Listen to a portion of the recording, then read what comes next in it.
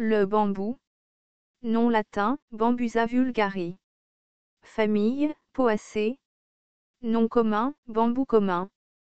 Propriétés thérapeutiques.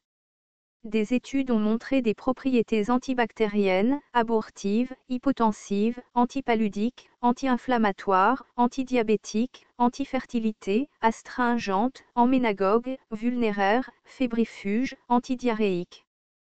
Parties utilisées. Tiges, racines, feuilles. Distribution. On le trouve à basse et moyenne altitude dans les zones habitées, pantropiques en culture. Asie du Sud-Est, de l'Inde à l'Indonésie, Philippines, en Amérique du Nord, en Amérique du Sud, dans les Antilles, en Amérique centrale, en Jamaïque, au Costa Rica. Botanique. Le bambou est une plante érigée, faiblement touffue. Les tiges sont jaunâtres ou vert jaunâtres, atteignant 17 mètres de haut, 15 cm de diamètre, nues à la base, sans branches épineuses.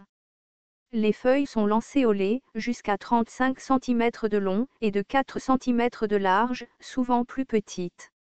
Les épillets sont oblongs, groupés le long des branches de l'inflorescence, d'environ 1,5 cm de long. Cette espèce est plus petite que Bambusa spinosa, et les chaumes ont des parois plus minces. Constituants. C'est une riche source de silice naturel. Les pousses de bambou sont riches en potassium, riches en acide phénolique. Donnent des flavonoïdes, des glucides, des glycosides, des protéines et des alcaloïdes. L'extrait de feuilles a donné des glucides, des glycosides, des alcaloïdes, des flavonoïdes, des phytostérols et des triterpénoïdes. Le criblage phytochimique des feuilles a donné des saponines, des glycosides généraux, des glycosides cyanogéniques et des coumarines. Utilisation culinaire. Les jeunes pousses cuites peuvent être mangées avec du riz. Les jeunes pousses sont récoltées lorsqu'elles émergent du sol. Médecine rurale. Les tiges sont utilisées comme remède contre les rhumatismes.